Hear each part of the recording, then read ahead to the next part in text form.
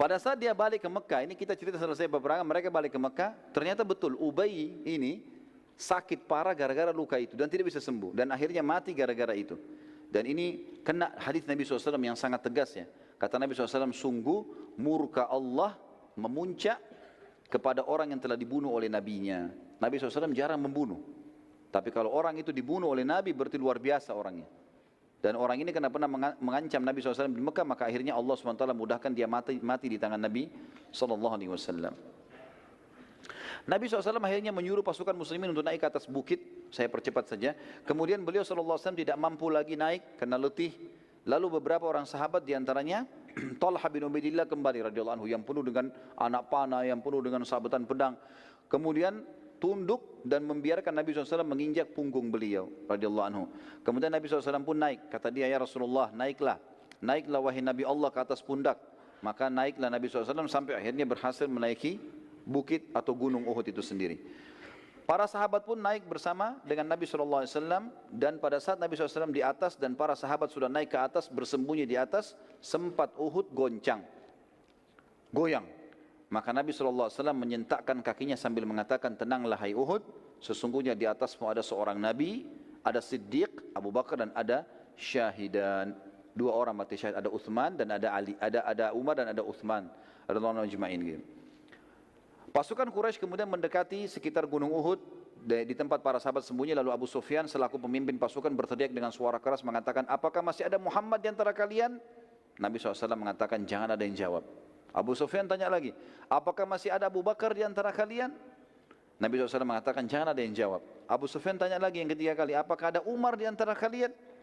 Maka Nabi SAW mengatakan, jangan ada yang jawab. Abu Sufyan mengatakan, kalau ketiga orang itu sudah tidak ada, berarti urusan kalian sudah habis.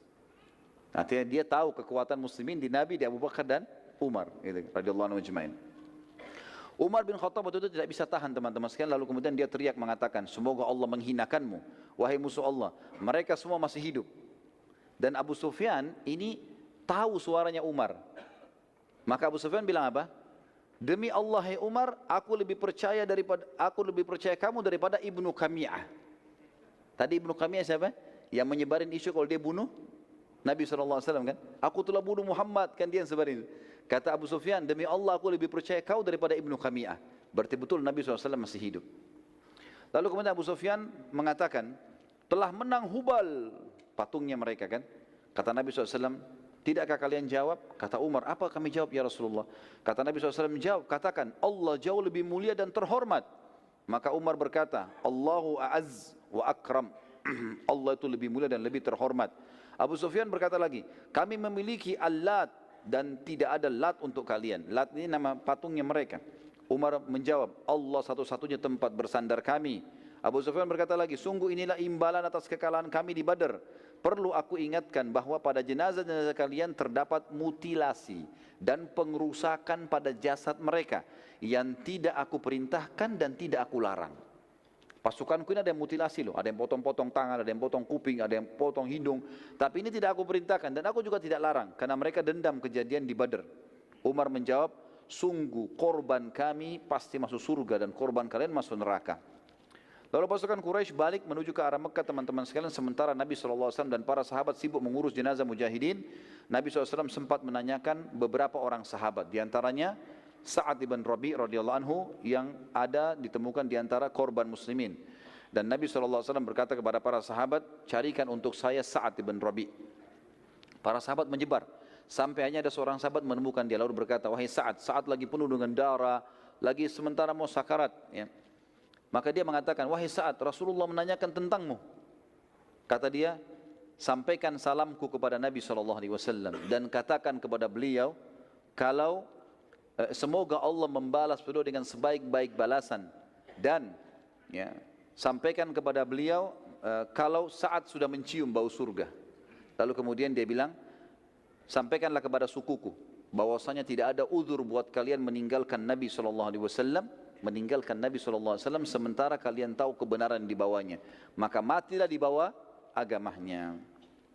Saat berkata, jadi kalimat ini semua diucapkan, kemudian dia mengatakan, aku mencium bau surga, lalu wafatlah Sa'ad radhiyallahu anhu. Terbunuh kurang lebih 70 orang sahabat Nabi di perang Badar, di perang Uhud, di antaranya Hamzah radhiyallahu anhu. Dan kita tutup teman-teman sekalian dengan kisah mutilasinya Hamzah ini ya. Waktu jenazah Hamzah ditemukan dan pada saat itu Hindun binti Utbah yang memang dendam dengan Hamzah, dia memanggil Wahsy. Manggil Wahsy kembali, dia mengatakan, belahkan untukku dadahnya, karena aku mau mengambil jantungnya. Beberapa buku sejarah yang mengatakan ini kisah dibenarkan, ada yang mengatakan juga ini tidak dibenarkan, nanti diragukan. Tapi kita ambil pendapat yang mengatakan dibenarkan, maka dibelahlah dada Hamzah, karena riwayat yang sahih menjelaskan waktu Umar menceritakan nangisnya Nabi SAW melihat jasadnya Hamzah, ini menguatkan itu. Maka dibelahlah dada Hamzah, terjadi mutilasi, bagian hidungnya dipotong, dadanya dibelah, lalu dicabut jantungnya, dan Hindun berusaha memakannya tapi dia tidak mampu karena tidak mungkin makan mentah. Lalu kemudian dia mengatakan, inilah pembalasan karena kau telah membunuh ayahku, pamanku dan saudaraku.